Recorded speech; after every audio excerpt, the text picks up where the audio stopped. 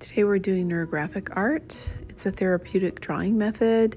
It's developed by a psychologist in 2014, and it just involves creating freeform interconnected lines and shapes, smoothing intersections, adding color. It's really relaxing. It's something you can do with your students, but we're going to just look at it today with our Sharpies and our watercolor. So I usually start with an ultrafine, but you can do just a fine marker.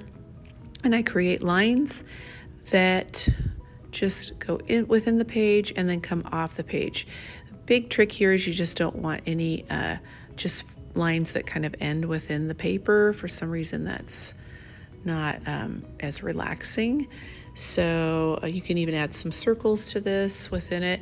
Just kind of visually just go, let's see what it needs possibly.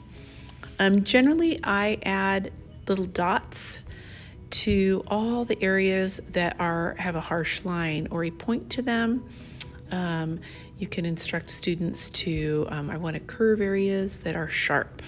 So I'm making sharp edges smooth. The dot helps that. It helps identify those. So if you go through the paper and add the dots, it's a little bit helpful. Some kids kind of go crazy with this, so they have dots all over the paper, but it helps them see, okay, I need to curve there and I need to curve there.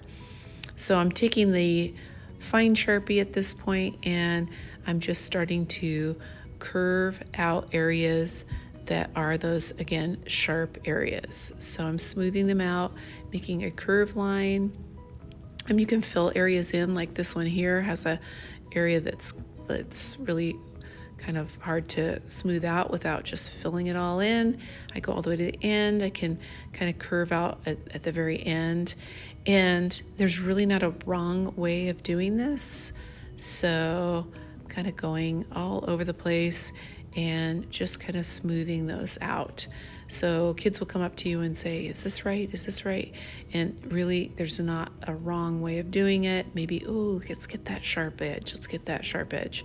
And this is all really, it's kind of repetitive, and it's a mindful drawing process. It helps them form new neural connections. It supports brain's ability to adapt and reorganize things. And so they found that there's a lot of emotional expression and release through this. It enhances mood and well-being. After they've done that, I'm just going to do half of mine so you can kind of see what's next. They grab their watercolors, and generally kids want a little cup. I usually pour it in the top of the watercolor container. And then I really encourage the kids to go crazy as far as there's no wrong way of doing this. They can stay in the lines, go out of the lines. They can mix primary colors. They can have cool colors, maybe only warm colors. Whatever they want to do. They can have light colors, more watery colors, darker colors. So it's just like really encourage that self-expression, and I encourage you today to just kind of do the same. A lot of things that they say that this does, it builds self-esteem and confidence. Completing a piece of this is regardless of the artistic ability. It provides that self-confidence boost because, again, you don't have to have the most creative, artistic kids in the world do this. It's just really just more about the process and relaxing. At the end, you'll see some examples of ones that I just pulled off the internet and some ways that you can use it in your classroom. Again, it's a great way to kind of center a kid. If they don't want to just do all paint, they could just add patterns. A lot of kids love to create patterns, so you can encourage that and then have it not fully painted. They can actually draw something that looks like something.